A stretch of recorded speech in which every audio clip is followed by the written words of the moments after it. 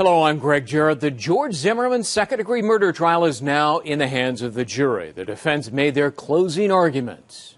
How many could-have-beens have you heard from the state in this case?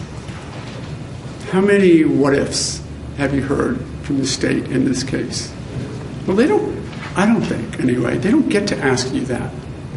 I don't think they get to say to you, what do you think? No. What have I proven to you? He referred to the timeline of the fight. The state told you that he had no decisions?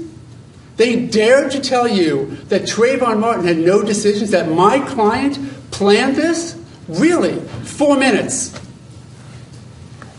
4 minutes of planning. And they want you to ignore it. I guess, because if you don't ignore that, factual and undeniable innocence. Because with those 4 minutes, now let's use your common sense. O'Mara asked the jury to keep emotion out of their decision. It is a tragedy, truly. But you can't allow sympathy to feed into it.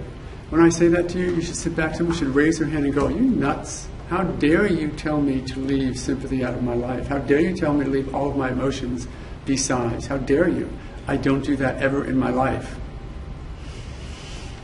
Welcome to a criminal courtroom.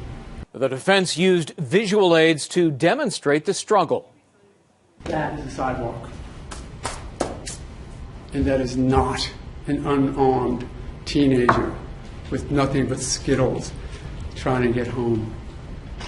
That was somebody who used the availability of dangerous items from his fist to the concrete to cause great bodily injury. Not that it's necessary for self-defense, but great bodily injury against George Zimmerman. Prosecutor John Guy gave the state's rebuttal. Ask yourself, who produced this trial? Who made up the witness list? Who created the evidence? Who chose the circumstances? Who chose the lighting? Who chose the time? Who chose the weather conditions? It wasn't me. It was the defendant. 29-year-old Zimmerman, a former Neighborhood Watch volunteer, is on trial for fatally shooting Trayvon Martin, an unarmed 17-year-old, last year. Zimmerman is pleading not guilty to second-degree murder, claiming he acted in self-defense. In New York, I'm Greg Jarrett, Fox News.